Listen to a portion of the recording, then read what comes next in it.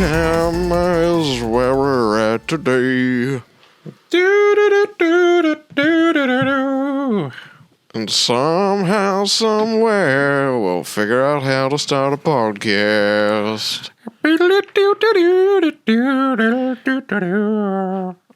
Yup. I guess that's how we're starting today then. Welcome, ladies and gentlemen, to Wargamers Anonymous. We are back. We are back with a vengeance. You are listening to the smooth, sensual voice of me, Mr. Josh Matkin from The Pickle Jar, as well as my esteemed co-host of many a podcast and live stream, this Elston from Elston Nation. I feel like I am the bicycle of the podcast, so I just get ridden around everywhere. So, yes. That's more of a British joke. Like, British young, like, people in their, like, 40s will understand that one. Might not translate so well into other countries, but yeah.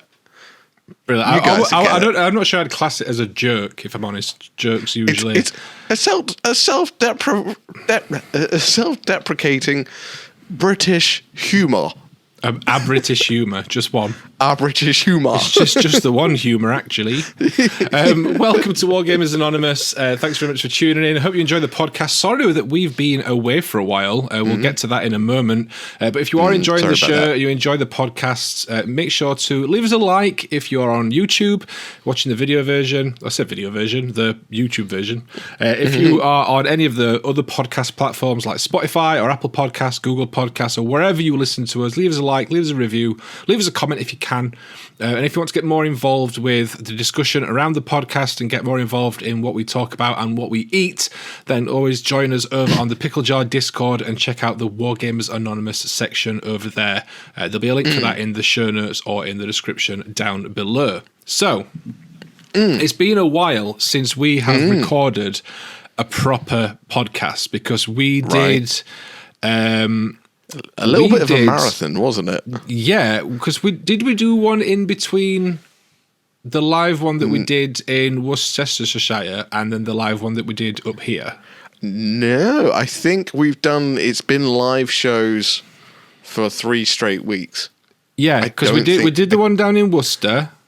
I think because we recorded that.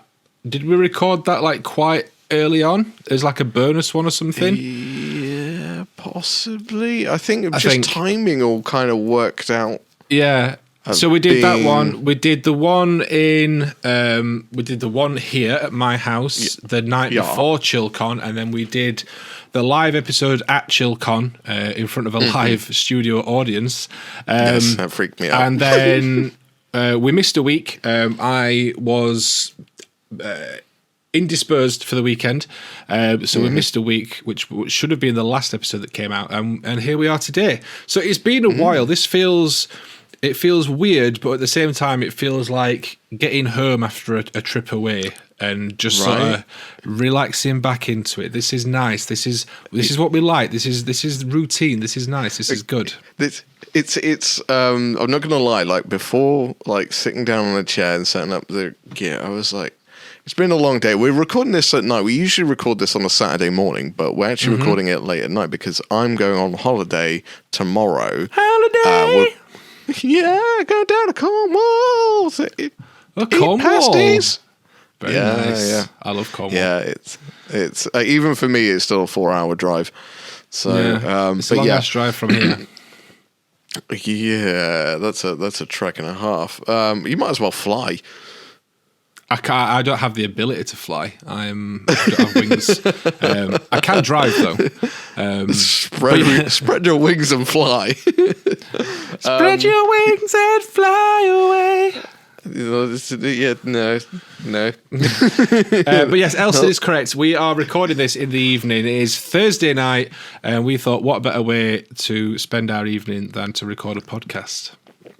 Yeah, and to sort of carry on from my brief story before I went off on a tangent almost instantly, is I was knackered and I was like, I kind of want to go to bed. Like I'm tired. It's been a long day, and I sat down on a chair. I called you, and it instantly changed. And I was like, you know what? I can do this. I can do this. I have that effect on people. Yeah, they're usually in one mood, and then they speak to me for like a second, and then the mood changes. Sometimes it's good, sometimes it's bad. But I'm glad that on this occasion it's a happy thing. So, today's episode is going to be very casual because, as we said, we're recording this in the evening. I have had a hell of a few weeks. I'll get to that in a bit. And yesterday and today I am very tired. Today is going to be a little bit of a casual episode. We're just going to have a catch up, talk about everything we've been working on for the last nearly 2 months, or about 2 months, I think. So we're going to talk a bit about that. We're going to talk a bit about our main topic, which is painting competitions and are they any good for hobbyists? It's not going to be a particularly long chat on that. Most of this episode is just going to be us two chatting, catching up, talking about hobby stuff. We've got Snack Attack, which we'll get to later on. And we've got a nice snack today to ease us back into it after the horror of some of the snacks that Elston made us eat that he brought over. I have to mention this as well. That Rellarindo. So I was watching the Frost and Fists podcast, and Frost and Fists are the ones that sent those snacks to us. And Freak had not seen the podcast, and Mythos had. And he was telling Freak about it. He's like, you should have seen Elston's face. And I was like, Mythos, show him the video. And not joking, Freak was like, oh, they're so good. They're so good. They're a little bit of a tangy, a little bit of spice, stuff like that. And then he watched it and he just couldn't stop laughing at my face. And I was... it made me chuckle again. And I was like, oh, I'm glad my pain made people happy because, oh God, they were savage. They were not. I tried one briefly. I was not impressed. But yeah, shout out to Mythos and Freak from Frost and Fist for sending those over. We'll put a link to their YouTube channel down below. Go and check them out. They are absolutely fantastic on YouTube. That's everything we've got coming up for the show. But as always, guys, we're going to start off with the age-old question of Elston. What have you been working on? Oh, that's a question. Have you got half an hour? Yeah. So yeah, we do. Actually, it'll be in I reckon a bit of a brief summary. I finished the Alpha Legion. Right. They are done. And knowing you, it is actually a Legion, like 10,000 models, probably. Yeah. So it ended up being 30 tactical marines, 10 plasma guys, 10 flamer guys, 10 melter gun guys, 10 Volkite guys, 10 rotor cannon guys, 10 heavy bolter guys, 10 missile launcher guys, 10 auto cannon guys, 10 las cannon guys, 10 recon marines with sniper rifles, 30 headhunters, 10 Lernian terminators, 20 normal terminators, 5 contemptor dreadnoughts, 3 leviathan dreadnoughts, 4 rhinos, a Sakaran, 2 saber tanks, 2 Spartans, a Kratos battle tank, and a whole bunch of characters. The only things I have not done in this is Alfarius and Dynat, who is like the other head honcho of the Alpha Legion, because lo and behold, I have a little bit of a soft spot. I don't do tutorials so much anymore, but I think I'm going to do tutorial videos for the Primarchs. So yeah, I'm gonna do a tutorial on Alfarius when I get around to painting them after I get back from holiday. But it doesn't end there. No, of course it doesn't. The quest continues. So, as I have an ego that is easily manipulated by anyone saying, oh, you're really good at doing that, I can get manipulated into doing rather large tasks for almost no amount of money. Some may call this exploitation, and they would probably be right. However, I don't like to think of it that way, otherwise it makes me sad. So, what I'm doing, and this is that was a joke, by the way, so everyone just calm down. If you do not know, there is a YouTuber called Chapter Master Valrak, who mainly talks. He loves Space Marines. He talks about Space Marines. Talks. He mainly that is talks. the best description of Valrak I have ever heard. He mainly talks. He mainly talks. Yeah, he's a wonderful person. I've known him for a little while. We had him on the show a couple of times when we were doing Chill and Wargamers. I've kind of kept in touch, and he likes my new content so much so that he said, "You are one of the best YouTubers on the internet," and I was like, "Aww." So he has been bullied into painting at what? Sorry, let me give you some context. Valrak is a big Imperial Fist player. I love the Freudian slip. Imperial Fist player, not Imperial Pists player, because that's a whole different story. He's big into his Imperial Fists, and he got bullied into doing an Iron Warriors Legion. By his community. I kind of stole their glory by saying I'd paint it for him. So I am now currently painting up his Iron Warriors, which is another Age of Darkness box set, and I've got some special little units that are going to go in it as well. So I'm currently in the stages of painting Silver and Hazard Stripes, and Hazard Stripes are the bane of my existence. But yeah, that is what I have been working on. Yeah. How about you, Pickle? Well, what have I been working on? You've been a very busy boy, haven't you? Well, you said that. It's like, I feel like I have, but then I've just listened to what you've been working on, and now I don't feel like I have.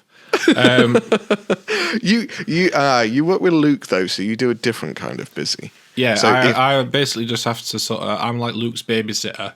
Yeah, if me and Luke and yourself, all the powers were to combine, it would be we'd create Captain Planet. Yeah, it would be a true monster planet. Yeah, no, I've been working on a few bits and pieces. So I think. What was I working on? I've done a few videos since the last proper podcast that we recorded. So I've been working on stuff for those. I did some one-page rules miniatures that came out a while back, testing out using like inks and stuff, and using like to get some like nice vibrant base coats down on stuff before you painting the details. They were quite fun. They were the Stellar Saurians or something like that. I can't remember the exact name. But they were basically dinosaurs with guns. They were really, really nice. And then after that, I've been doing quite a bit of 3D printed stuff recently. Nice. So I did those, and I did my Stranger Things little diorama vignette. That was so cool. Yeah, do you know what? I had so much fun doing that. The entire thing as well, because a lot of the time when I'm working on a project for a video, I'll really enjoy like either the painting side or the video editing side. And like, not that I don't enjoy the other side of whichever one I'm, but like I'll prefer one part of it more than the other. And I'll be really into painting.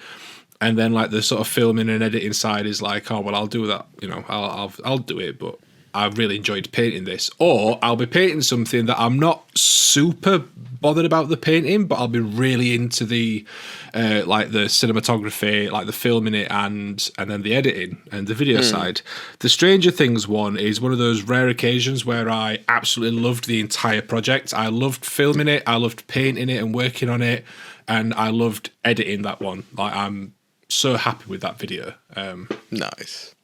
So I did that. That was a hell of a lot of fun. And then as soon as I finished that, I basically got to work on my Golden Demon entry, which will tie us in nicely to the main topic. But before you do that, I just have to say I love the video editing in that one.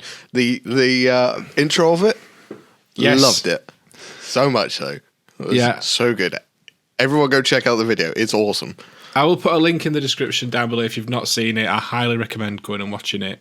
Not just because it's my video, but just because I did put a lot of effort into that one. Because it's a Stranger Things like little vignette. It is Eddie, or an approximation of Eddie, playing the guitar in front of one of the gates to the Upside Down with like tentacles and stuff and all the growths coming out. So it's not like a direct scene from the show or anything like that. It is just a Stranger Things inspired little piece, little display piece, but I put a lot of effort into making the video feel and look like an episode of Stranger Things, from the intro to the music that I picked to like the lighting and stuff. I had a lot of fun, and even the editing and stuff, like the grading on that, I graded it slightly differently so that the colours were slightly different to what I would normally do. It was a lot of fun. I put a lot of effort into that one.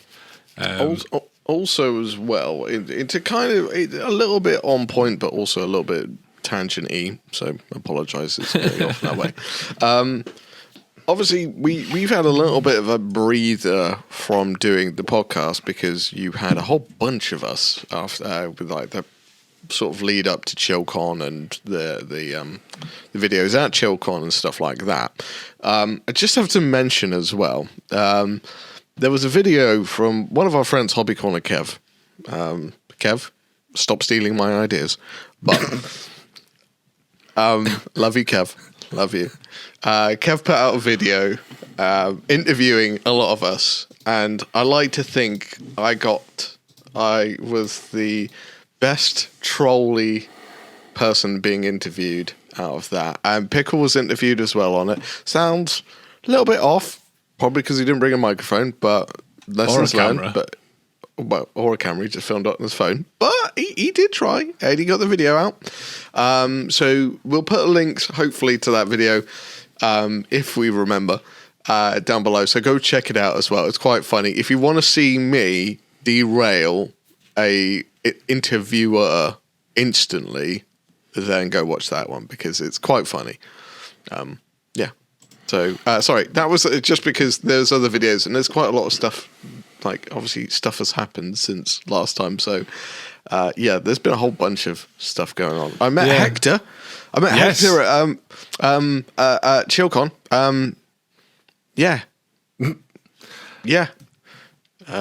It's hard to, it's tricky.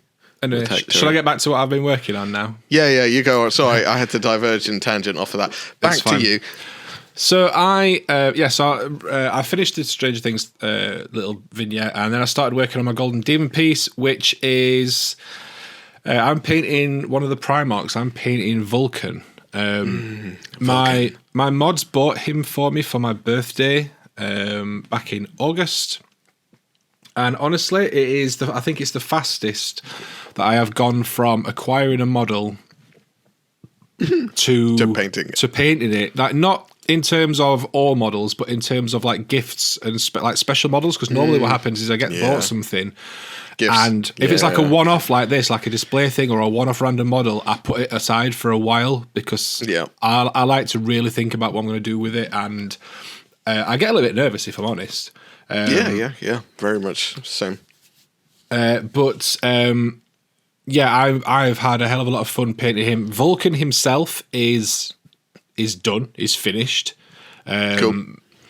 I am currently working on the base because it's a very intricate base. The majority of the base is done, to be fair. I've got 2 dead marines to paint, and then I'll need to put like some pigments and like some washers, like not as a wash, but to use as like drips and like watermarks and stuff. What colour marines are you painting the dead ones? I'm going to do a dead Night Lord, and one of them is probably going to be a salamander as well. Oh, you're doing my Legion. I'm so happy. Well, salamanders have got beef with Night Lords, haven't they? Yeah, so they got a lot of beef with Night Lords. It makes sense to me. In fact, I think most Legions have got beef with Night Lords. Yeah. So that's what I've been working like on, Legion. mostly for the last couple of weeks, apart from a couple of models that I have sort of been working on as well. One of which I have got a video coming out in the next few days, hopefully, if I get it edited. If I find some extra hours in the day. But basically, I started painting a model on stream last week. And I was going, it's like a female, not space marine that's not a space marine. It's a female space person, like in big space armor from Warp Miniatures. It is a 3D print. I remember you sending me a picture of that.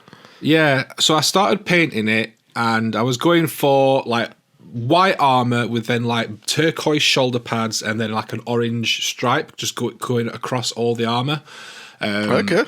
Because I thought that would look quite nice and like quite a clean, stark looking model. I was doing it, and I was sort of like, you know, when you get to that point where it's all messy, and like I know that if I'd carried on painting it, it'd have tidied up, it had looked fine. But I was at the point where I was just like, I'm really not sold on this. And I saw, and I left it on my desk.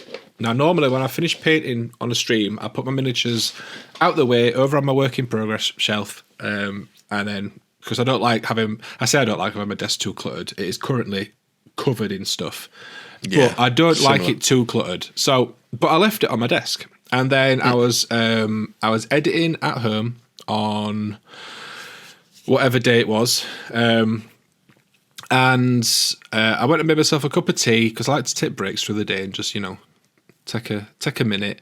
And I usually flick through YouTube and see if there's anything new to watch. And Ninjon had not long since released a new video. And it was painting up one of the new Leagues of Voltan. Yes, and he did that interesting color kind of vibrant thing. Yeah. So basically, I watched that video. I mean, I like watching Ninjon painting anyway because he paints to like he's one of the people that paints to a higher level. This makes me sound like I'm being big-headed. He's one of the people that I enjoy watching that paints to a better level than me. A lot of the people that I like watching paint at about the same sort of level as me. Okay, but like there's people like Scott, Ninjon, Emil, that all paint obviously a lot better. So that's one of the reasons why I like watching them. He did a really cool like start to painting the model where he basically primed it all white, and then like undershaded it one color, did a zenithal in another color, and then a zenithal from one direction in another color, and then used that as like the sort of base, and then highlighted up from that, keeping those colors in, so that it made it for like a really interesting looking model at the end. And I basically took that idea and thought this would be a really cool way to do a sort of like synthwave color scheme. So I've not edited the video yet. It's going to be coming out, like I say, hopefully by the time this podcast come out, the video is out, is the plan. But it's all filmed, it's all ready to edit. But I had a hell of a lot of fun. I'll put a picture up on screen of the model now, so that if you're looking at this, you can see it. But basically, nice. I painted that model up, and it is like super vibrant, and I'm really it took me like 2 hours to paint. It's not up to the same level as Ninjon's model, but it was a hell of a lot of fun to paint that. And it was nice to take a break away from working on the Golden Demon piece as well. Yeah. Well, I mean, that we should probably move on to talking about the main topic. I mean, I've just realized I got a whole bunch of other stuff I have done, but I'm going to save that for another video because there's other things going on in my life. But yeah, we'll save that for next time. Before we move on to the main topic, okay. Have you been up to anything else? Like, what have you been up to in the because like to be fair, we've not really spoken too much since the last since we saw each other. I think we've both been fairly busy. So yeah, what else have you been up to? You doing all interesting? Yeah. So yeah, I mean, like scrap what I said a minute ago. I'm going to tell you about it now. So, so I've been playing a lot more Heresy games, and I've been teaching people to play Heresy, which is nice. Usually I'm atrocious at teaching people how to play games because I'm a bit of a Well, I'm not a bit of. I'm a kind of a power gamer, and I try to be nice, but at the same time, I'm like, I'm going to crush you. But luckily, I managed to put my crush you hat aside and played a couple of other games with my friends, and they're getting excited about it. And so Heresy is building up in my group again, so it's kind of good. It's all kind of going in a good direction, so everyone's kind of happy with that. I may or may not have acquired a White Scars army. Nice. That's not painted yet, so that's a thing. Heresy, obviously. I did which is going to be coming in an upcoming video. I just need to kind of figure out the way to pitch it properly. Selling Games Workshop Part 2. So if anyone hasn't seen, I did a video on Selling Games Workshop models and some of the thoughts you might have about selling them and doing a bit of an experiment on selling them. Now, you know about the results of that initial one anyway. But I'm going to go into a bit more detail about it. But then I've taken a second step. I've taken another approach in Part 2 about selling Games Workshop stuff, and might as well pimp out other people in the community. There is someone in the Pickle Jar Discord server. He's in multiple other Discords and stuff like that, and it's on Facebook. Is War Daddy Miniatures. Yes, you may have seen him on MS Paint's video where he did something similar to my video. Just thinking about it anyway. So I contacted Jack at War Daddy, and I was like, because just before ChillCon, one of the others, he messaged me saying, if you're going to be selling painted armies, let me know. And I was like, okay. So I messaged him, and I was like, I got this painted Iron Jaws army, which I'm not into AOS. I've tried it. It didn't click. Yeah, it just hasn't clicked. I've been sat on it for like 2-3 years now. It is big, like 2 cabbage dragons, a load of orcs, a load of boar riders, the whole, like, it's 2 armies worth, easily. And I messaged him, and I was like, so I'm thinking about getting rid of these. And I took the pictures for them to list them on eBay, and I was like, look, I basically want retail value for these, but willing to do a little bit of a discount if you take the whole lot. And he took the whole lot, and he's like, yeah, I'll, yeah, definitely. And I was like, within half an hour to an hour, done deal. Money was in my account, and I was like, oh, that was way easier. Granted, didn't get as much, but at the same time, didn't have to worry about eBay fees, didn't have to worry about messages, didn't have to worry about packaging for different places, worrying about things not arriving. Worrying about things not selling. Yeah, well, yeah, all of it, all of that kind of stuff. And I was like, oh. So took a bit of a hit on the cost, but also would have taken that hit anyway from eBay fees. And sent it over to Jack. Jack's listed it up now. Granted, Jack, if everything sells at the price Jack is selling it at, he's going to make about 4 times the amount which I sold it to him for. However, he has told me that after eBay fees and VAT, because it's his business, he'll lose about 40 to 50% of that. Yeah. So I was like, okay, so you're probably only making about double what he bought it from me from. So it makes me feel like less like, oh man, I could have sold it for that much. And it's like, no, reality. And it's nice talking to someone like that actually goes, no, reality kicks in, and yeah, I'm not going to make that much money. It's not just that either. Like the whole thing, because that's what Jack does. That's what he gets miniatures, paints them up, or gets things and lists them and sells them on eBay. So he's already got a known store and name for himself as selling miniatures. So people are more likely to go to him anyway. So like you could list the same thing as him for the same price at the same time, and I think I mean, I presume this is how it works, but he would be more likely to sell it than you because he's got that reputation already.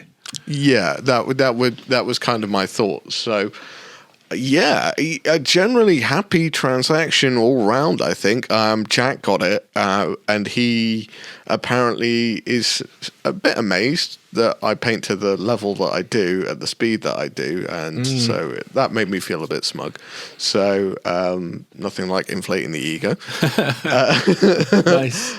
Yeah. But yeah, I'm going to be looking at moving on some other armies and stuff like that. Though, oddly, I told my friend about that, and he was like, "I would have taken that army." And then he's like, "But you never tell me if you're selling armies." So now I've told him about another army I'm selling because I hate to tell you this, Pickle. Oh, you are not. I might be selling the Crons. I sat and worked out how many points of Necrons I've got built and painted. Okay, how many? I know at the side of yours it's not going to be a lot, but like yours is a ridiculous amount. But I've still got 5,000 points of Necrons built and painted. Wow, that's cool. That's cool. With about 3 times that much still on sprue, but I've got like 5,000 points of Necrons, and it doesn't even look like that much. Right. So and yeah, it's I don't. As much as I love the look of the Necrons and I love the aesthetic of them, so annoyed that you're selling your Necrons. I'm just not like. I think here's the thing as well. I've kind of fallen out of love with 40k at the moment. That's because you're on the 30k hype train. That's true. I'm much more in love with my Tyranids. Like the Necrons was kind of a challenge, and I did it, and I was like, I will love these. I will love these. I will love these. And then I got around to finishing them. Having done Necrons for a long time, and I sold my old Necron army when I stopped playing 40k for a while. I would never sell my Necrons again because it was very upsetting selling them, and I regretted it. That's how I feel about my Tyranids, though. I'm madly in love with the Tyranids just because they're kind of unique, they're xenomorphs, and I've always loved Tyranids. So I think I've got the Tyranid bug for what you've got with Necrons. So like if you picked up a Tyranid army, I don't think you'd love it quite as much as I love Tyranids. But likewise, vice versa, it's kind of the idea. So it sounds like you've been fairly productive and busy then.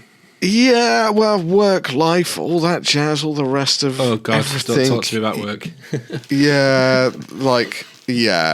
That's that. How about you? Have you been up to anything else apart from painting? Well, I mean, lots of painting at home, lots of painting at work, lots of terrain building at work. Basically, anyone that doesn't know, I work with Luke over at Geek Gaming Scenics. Me and him are Geek Gaming Scenics, the YouTube channel. Which feels weird saying that because normally I just say I work with Luke. He does the Geek Gaming Scenics channel, but it's not. It's very much a case of we both do it now, which I'm happy about. Like it's not a bad thing, but it still feels weird saying it. Yeah. So we've been very busy at work. We've been building so much terrain, like gaming tables, different terrain things. We've got massive projects. I've got a massive box next to me that is all pieces for a massive 3D printed snail, which we're doing a video for next month, hopefully. Okay. We've been working on a big 40k table, which we've done one video for. There's another video coming out soon, and there'll be another video after that coming out next month. We've done a load of beginner-friendly gaming mats and gaming tables and things like that. Nice. Other than that, what else I've been into? I'm about to start playing D&D again with my old. Going off. Are you done, compressor? Why did you turn on? Okay, it's gone now. Other than that, I have been getting back into playing D&D. I say getting back into. I've not played a session yet, but I am rejoining my old gaming group that I used to play with. Nice. I'm sort of joining back up with them and playing in their D&D game, which is on Mondays. So I've written up my character. I can tell I'm excited because I'm like hyper fixated on D&D at the moment. Cool. Basically, I went round to my friend's house Tuesday to go through character creation because I've not really played much 5th edition. It was always 4th edition that we used to play. So I've not really played much 5th edition, so I wanted to go through everything and make sure I was doing everything right. But I bought the Player's Handbook, I've bought the Xanathar's Guide to Everything, I've bought the spell book cards for the Bard, which is the class that I'm playing. And I'm playing a halfling Bard called Eddie Rumblefingers. I love that name so much. For bards, you can like be. You have different colleges of magic, colleges of like bardness, bardiness. I don't know. You have different colleges anyway of learning that you go through, and you can like the college of swords, of other stuff, and obviously I've picked the college of glamour. I'm basically playing as a halfling version of the Goblin King from Labyrinth. Ah, wonderful. Getting a giant codpiece on a go, huh? Yeah. So I even though it's all played online and like digitally, I have designed and printed a model from Hero Forge, which I'll be painting up as well, just because I like to have a model. And yeah, I'm currently, like literally just before we started recording, I was just flicking through all the spell cards and building my... I've already picked my spells that I think I'm going to use, but I've got these, so I'm going to flick through these and make sure that I'm got the spells that I want, and there's nothing else that I might want instead. And I'm just very excited to play D&D.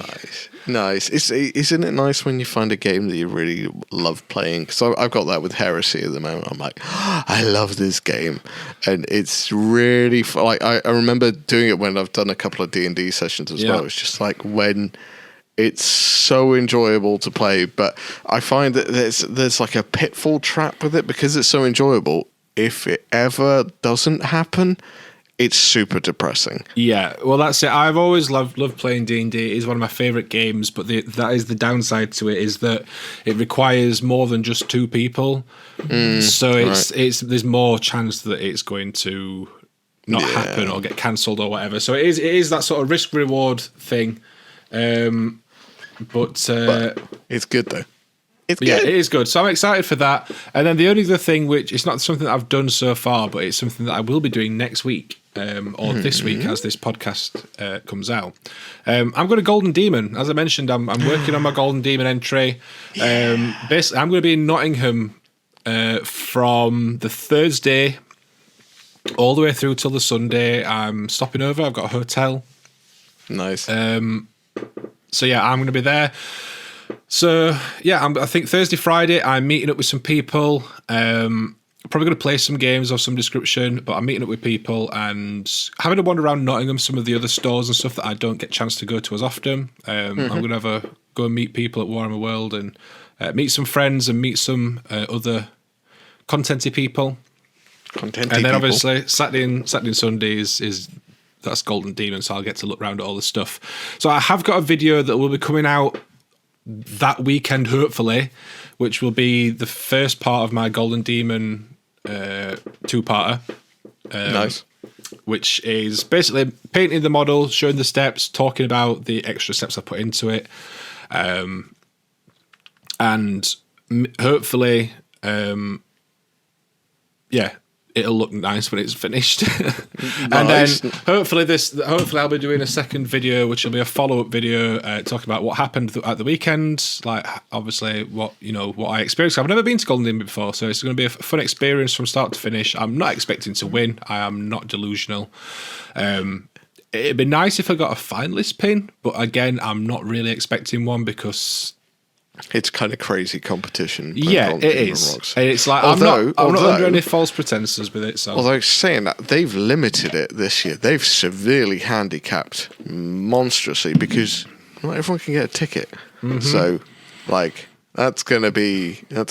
I think we should save that for the actual main topic. Well, let's move on to the topic now because that is pretty much the end of it. And I know we've been going for like 40 minutes. But as I said, it is a very casual one today. Painting competitions, are they any good for miniature painting? Now, peek behind the curtain. We don't really plan super early in advance what we're going to be talking about for podcasts. Sometimes we do if we have a particularly good idea, but a lot of the time we sort of turn up and then we go, let's talk about this. Yes. This is one of the occasions where I thought about something beforehand. I just didn't communicate it with Elston. Wonderful. When I say beforehand, I meant like this morning I thought about it. I thought that'd be fun to talk about. That is pretty much the summation. It's like wake up in the morning, like that would be interesting to talk about, and then it like any more than 2 days in advance is a miracle. But yeah. But so today we'll talk about painting competition. The reason that I thought it'd be good to talk about is because I've done a few painting competitions in the past. They've always been like local store ones. And things like Amazon Parade, which I guess technically is a painting competition, but it's also like a display competition. But like I've done like painting for like individual models and units and whatever. I've done painting competitions at local stores, and they've always been very hit and miss. And I don't really like doing those types of competitions anymore because this makes me sound really bitter, and it's not that. I don't mind. So here's the thing: I don't mind. I don't mind not winning painting competitions if the person or the thing that has beaten whatever I've entered is better, and that's not even like me not thinking it's better. Like if it is better, but you know when you get stuff that is objectively not as good, and because this is no. I understand why they do it the way they do it, but it is very much a sort of popularity contest with stuff like that. It can be. I've been in stores and people have got all their extended family who don't do Warhammer. I have no idea what they're just to come in and vote for them because it's extroverts, and it annoys me because it's like I said, not because I've not won, because like I get there a lot of the time and I go, oh well, they're going to win because theirs is objectively better than mine. But then when someone who's, and everyone paints to a different level, I'm not saying, like I say, it makes me sound really horrible, but if you're in a painting competition, then the person with the best painted miniature should win. Yeah, it's not necessarily a case of I've got more friends than you, haha, suck it. Because it's like, for example, if they and this is like if they did Golden Demon in that way, like if Golden Demon was a painting competition and it wasn't based on who'd got the best paint job, it was based on who got the most votes for something, then at that point it's the person who's got the most influence that would win. Yes. Which could be a YouTuber rather than a better painter. Exactly. And it got me thinking, like, are they any good? Because I'm going to Golden Demon. I'm entering because I've got a ticket and it's been a nice excuse to sort of push myself painting wise, and try a couple of new things, try some different techniques, and paint something like to the best of my ability or the best of my current ability. Now, do I think that the model that I am painting is the best thing that I have ever painted? No. Now that might sound counterintuitive, but I think the reason is because I am putting so much pressure on myself for painting this. Like I know I'm not going to win, regardless of what I do, because I have pretty much painted this to the best of my ability. Like there's not a lot else on here that I could, without spending a hell of a lot more time, that I could do differently. So I don't feel like it is the best thing that I've ever painted, and I think that's because I feel like that model lends itself to looking nice regardless of the paint job. Yes, yeah. There's like a lot of nice detail. It's a gorgeous model, and I think I could have done a mediocre paint job on that, and it would have looked not equally as nice, but it would have still looked very nice. And it's one of those things with painting competitions where someone's going to win. That also means that a lot of other people are going to not win, not going to lose, because I don't think that's the right term. But they're not going to win, which is obviously what you want when you're into a competition. So, that was basically the idea that I had to talk about. I know I feel like I've rambled a little bit, but it's is the sort of the push that painting competitions give you to try better at painting. Is that worth it compared to the stress that it can potentially put you under to paint something that is supposed to be an enjoyable hobby, and also the potential feeling of when you don't win, and it's that sort of yin and yang. So I've got a couple of questions for you to, and don't get these questions will not necessarily determine, and there's not a right or wrong answer to them. It just might help me gauge if you went through a similar thing that I did. But I'll explain in a minute. Okay. So first, did you enjoy painting the model? Yes. Did you actually, you enjoyed it? You had a fun time while you were painting it. You were happy. Yes, I did. Caveat to that, I would have enjoyed it more if I wasn't filming it whilst I was painting it. That is just the case across the board with everything. Like anyone that creates miniatures content knows that you enjoy whatever you're painting a lot less when you're filming it at the same time, because you're not fully thinking about painting. Okay, so second question. Do you feel like you pushed yourself into new territories, or did you feel like you hit the ceiling of your knowledge or painting skills? I feel like I didn't try anything that I've never tried before, but I've done a lot of things on this that I don't do very often. Okay. So I feel like I'm sort of at the top of the sort of ceiling for my skill level where I am at the moment, but then sort of like just perking through that and pushing into like I've not tried anything drastically new. So this is the thing, is like, not in an arrogant way, but like I know how to do all of the different painting techniques. Like I know how to do them. Yeah. Whether I am or not you apply them. Whether I actually use them, or whether I am like an expert at glazing or shading or blending, or I'm not an expert on any of these things, but I know how to do them. Like I know the technicalities, and I just don't put them into practice as often. So would you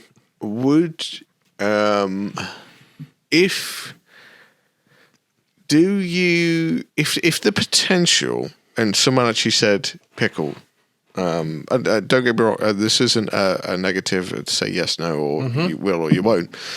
If someone said you've got a really good chance of winning if you just try doing this, would you go ahead and research it and learn it and then apply it?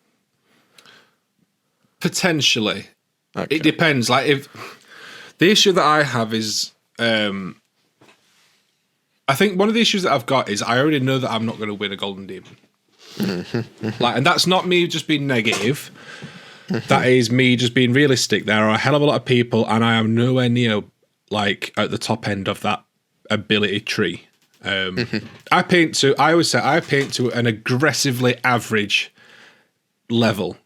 I'm like top end of tabletop.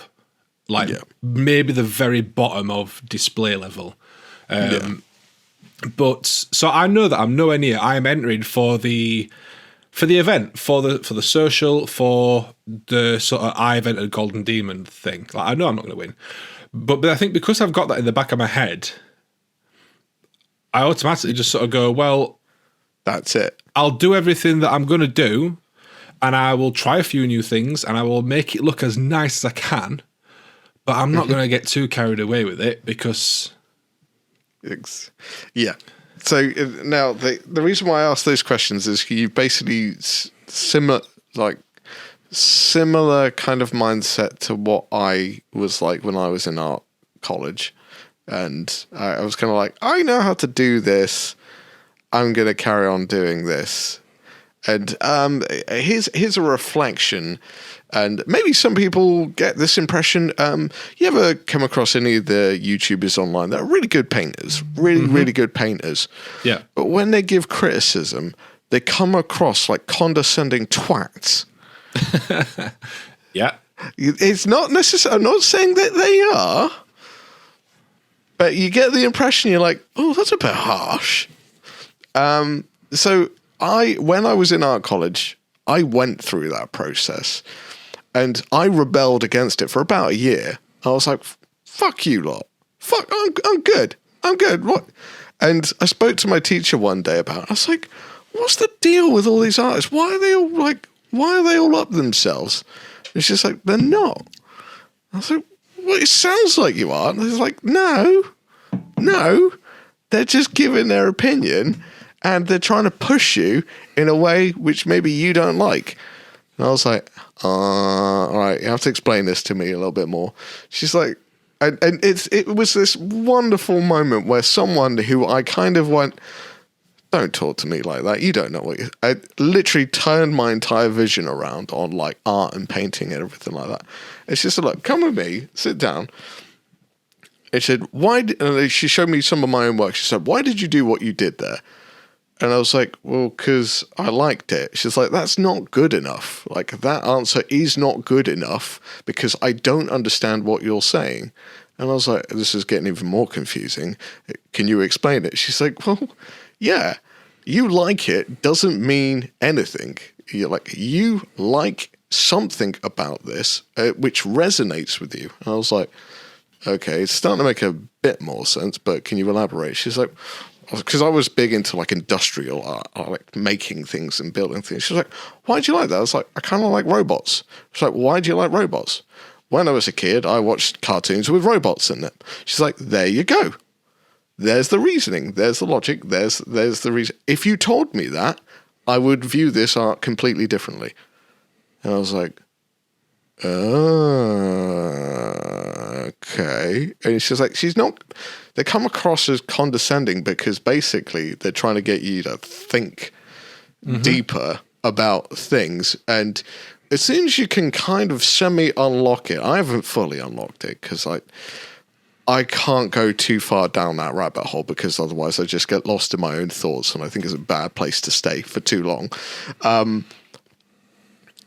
You start seeing things in a very different way. It's very hippie-ish, by the way. It's very hippie-ish and abstractist and kind of things.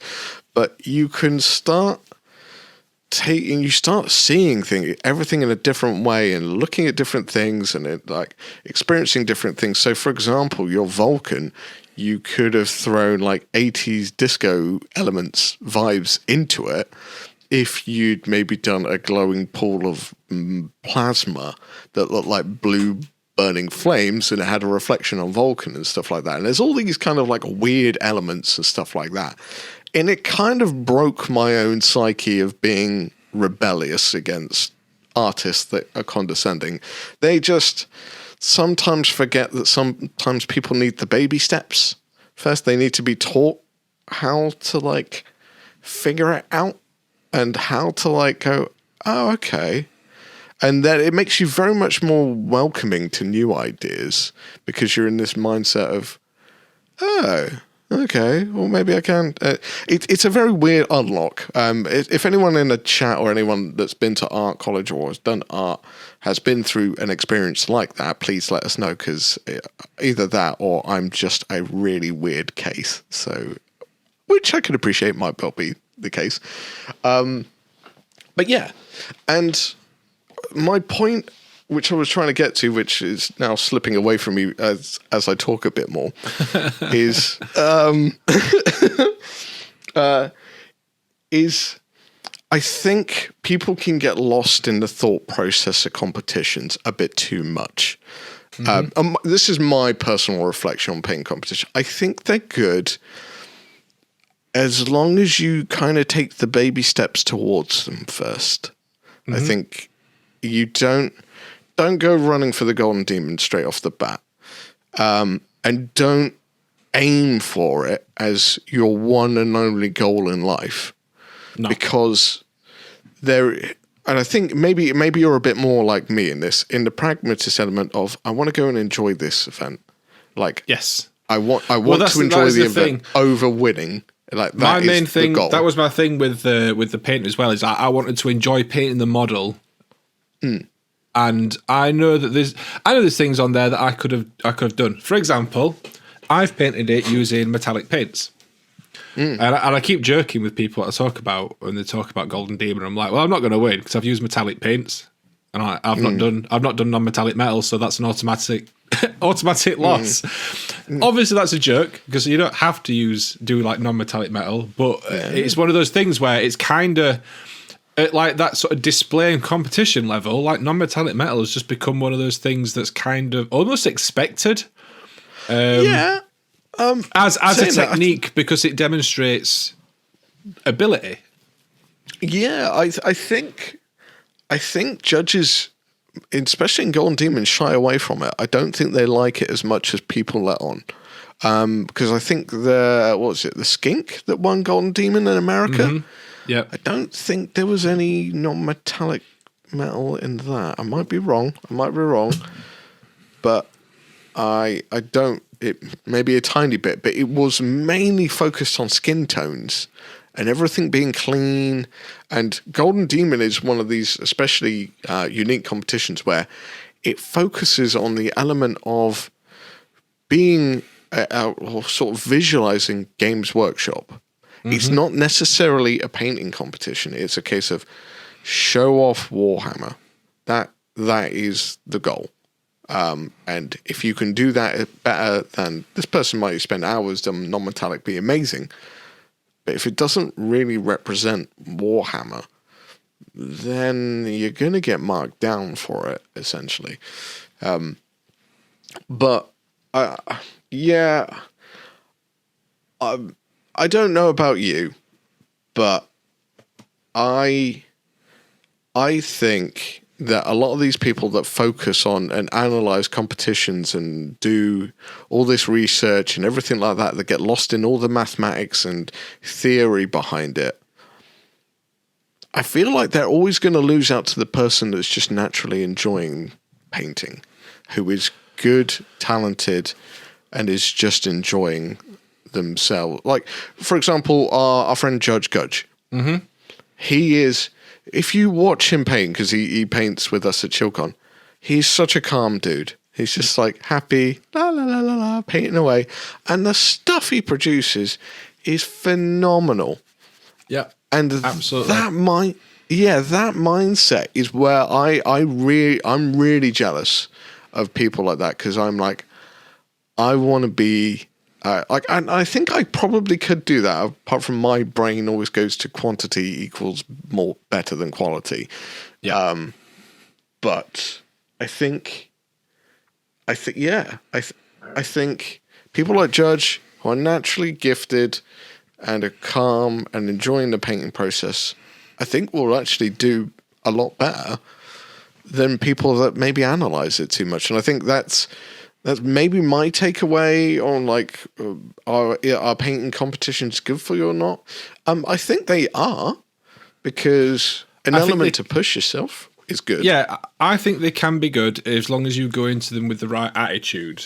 Yes, which I think is basically what you were saying. Is I go into painting competitions with the attitude of this is an opportunity for me to either paint something different, try something, a different colour scheme or a different technique that I'm not currently doing on like an army project or something like that. So one of the examples is I entered a painting competition in my local store. This is a while back, but I painted a Necron for that. And I painted the Necron in my old Necron colour scheme rather than the current one that I'm doing for my army, because it was a nice opportunity to paint something different that was just separate.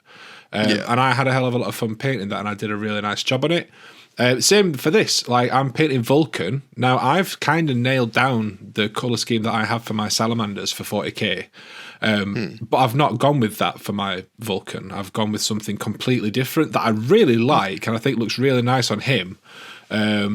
but it's not something that I've done on the rest of my Marines. So I've approached it as a way of trying something different, having a go at some different, using different products, and just trying something new.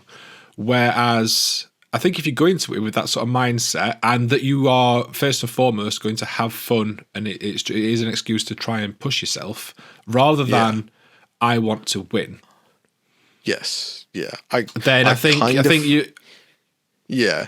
I think you're winning regardless of whether or not you actually win. I feel a little bit sorry for people that go in with the intention of winning and don't win. Because the thing is if you've not really enjoyed the thing that you're painting, and you've not enjoyed any of the process, and the thing that you were wanting to get enjoyment out of was winning the competition, if you then don't win, that means that entire thing will just leave a sour taste in your mouth because you've got no enjoyment from it. Whereas hundreds of hours or whatever for painting one thing. Yeah. Whereas if I go, I've enjoyed painting this, I will enjoy putting the videos together for it, and I am happy that I have painted up this model that I had bought for me as a gift, and I've done a really nice job on it. If I win something on top of that, fantastic. Awesome. If I don't, I've still had all of this fun, because at the end of the day, that moment where you find out if you have or haven't won is like, it's a second, like it's a minute, whereas the painting process is multiple hours, hundreds of hours. Yeah. I mean, for a Golden Demon entry, I've not put a lot of time into this model compared to what a lot of other people will do and normally do. But even I have still put, I think at this point, about 25 hours into it. Right. Ish. But at the end of the day, again, fun process. You go into an event, it's going to be fun. You're winning regardless, and it probably has pushed you into doing something new, and you've learned probably something new from that. You live it. I mean, the one thing, and I'm kind of getting to the end of this or not, it's to anyone that wants to see if you ever feel like you're not good enough, or it's not your style, or it's not your thing, or you shouldn't enter, or anything like that, and you think that these Golden Demon winners are different kinds of people, or different kinds of caliber, or anything like that, it is a eye-opener, to say the least. If you ever come to ChillCon, come and find it when me and Judge are painting next door to each other, because it is a gigantic opposite difference in what we are doing. He is painting one model and he will spend all day on it. I will paint 50 models in a day. But both of us have like the utmost respect for each other, and Judge is a wonderful person, and genuinely you can sit and have a laugh with them. And it's just one of those things. So basically, the takeaway from it is enjoy yourself, have fun, because that is basically it. Yeah, it is. Yeah. Have fun. Make sure you enjoy the entire process, and more importantly, enjoy the painting and modelling process, because that is where the majority of your time is spent. And as long as you have fun doing that, then it sounds like a real cop-out answer. Like, the real fun is the fun we had along the way. But it is.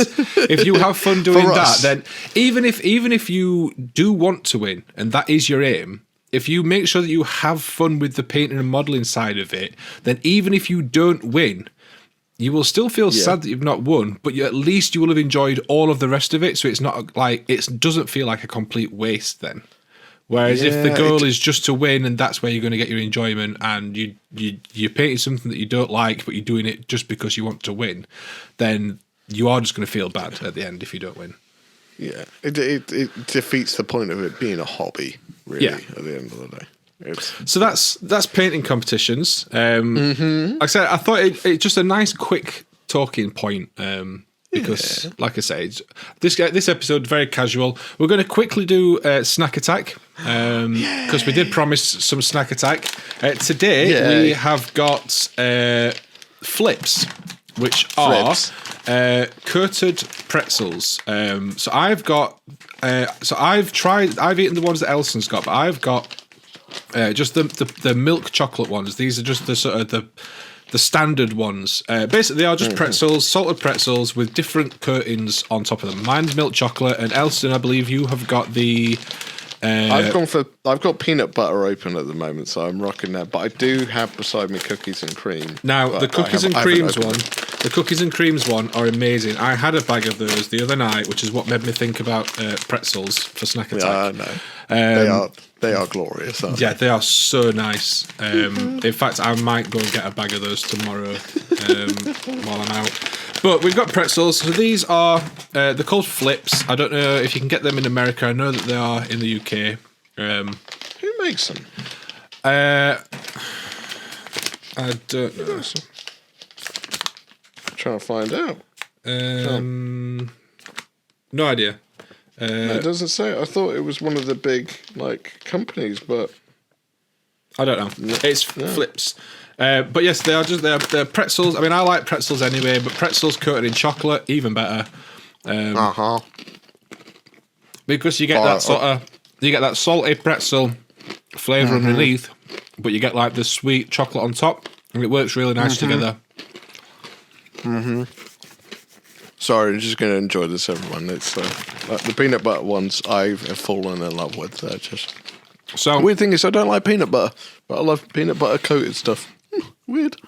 The blurb on the back of mine says, whatever hunger strikes, make sure you've got Flips nearby. Flips are the most flippin' awesome snack ever. That's because they combine crunchy, salty pretzels with smooth, sweet, creamy chocolate for an outrageous anytime snack. Anytime is the right time for a flippin' awesome snack. Yeah, I like Flips. I love them. The pretzels are probably my all-time favourite wargaming snack. Now, I normally like... I can't remember what the brand is. I can't remember what the brand is, but I have... I just have salted pretzels. They do salted, and they usually do like a sour cream and onion one as well. I'm not a great fan of them. I like this. I like the salted ones. But a bag of them, some beer, perfect for gaming. But I do like these as like a sweet treat. Yeah. So right, let's give some ratings. Yeah. So first off, packaging. Pretty good. I really like the packaging for these. I would like them if they were resealable.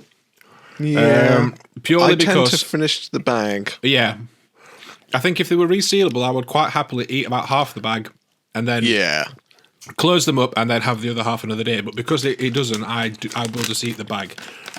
Same as. But other than that, they're very nice. I like that it's a sort of like...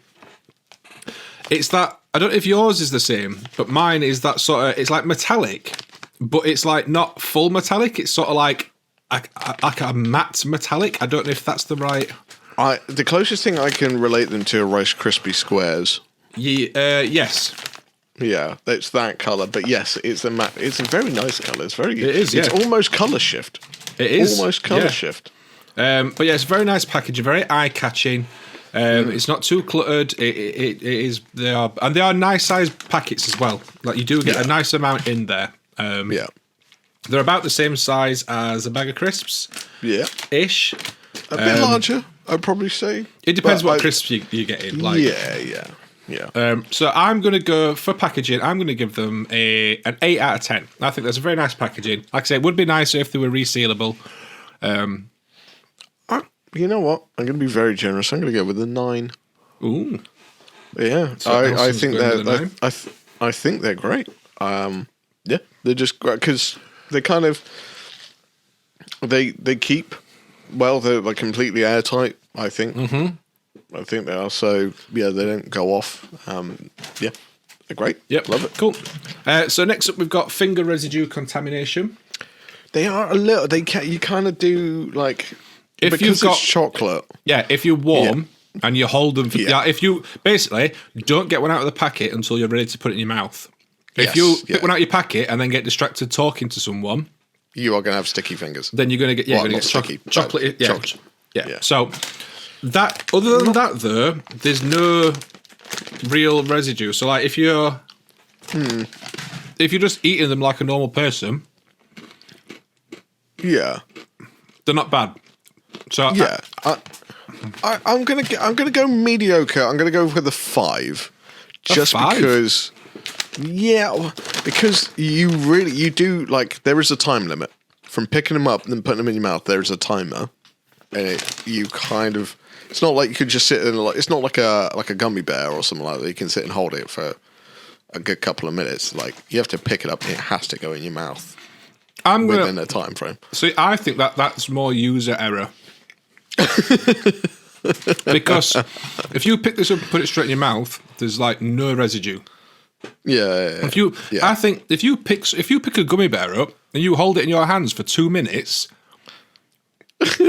that's going to leave your fingers, your hand all like sweaty and sticky. Yeah. All right. Okay, so I'll change it to a.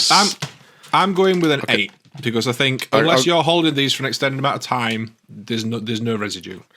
All right, I'll change it to a 6. I'd probably be a little bit harsh, but I still think that timer. It's a little bit of a thing. All right. Next, weight to chew ratio.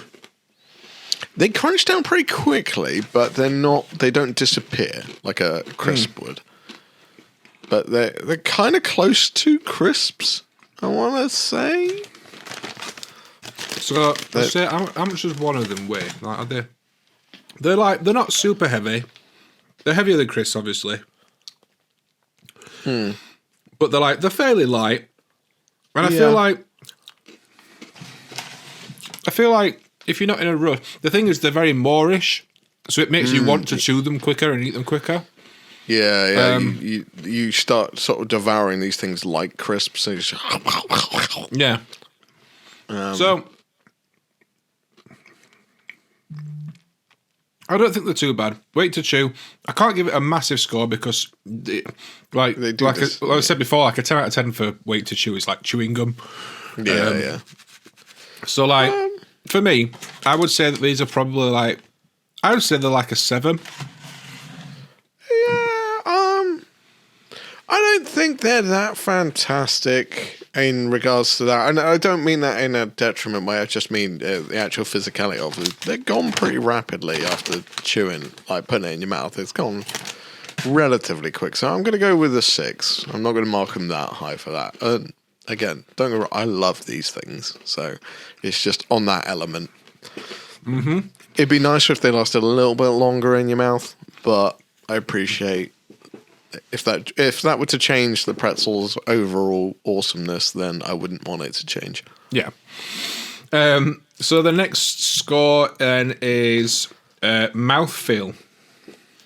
Oh, they're not too bad. I feel like if you had more than one packet, you might start feeling a bit of like aggravation. Yeah, I think they're fine most of the time. There has been occasions, because of the shape of pretzels, you can get, sharp. if you bite them, you can get like sharp, not sharp, but like if you can sort of bite off a bit which leaves a pointy out bit of the pretzel. Yeah, and if you've got like any, if you've got like sensitive gums or ulcers, or like if you've got like, any teeth missing, it can sort of get caught, and it doesn't like cause pain, but it can cause a little bit of discomfort.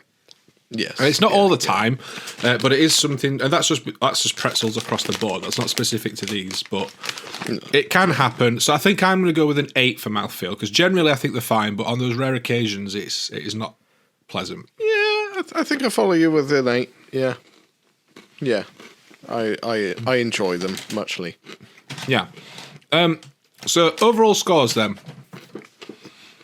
I'm going with a 9 out of 10 for pretzels. Same as. I love these things. Like I've eaten a bag today. I'm looking at the other ones. Even my partner.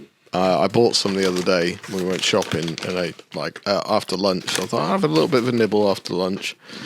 And the bag was gone afterwards. She just looked at me. She's like, "Did you just eat that entire bag?" I was like, "Yep, yep."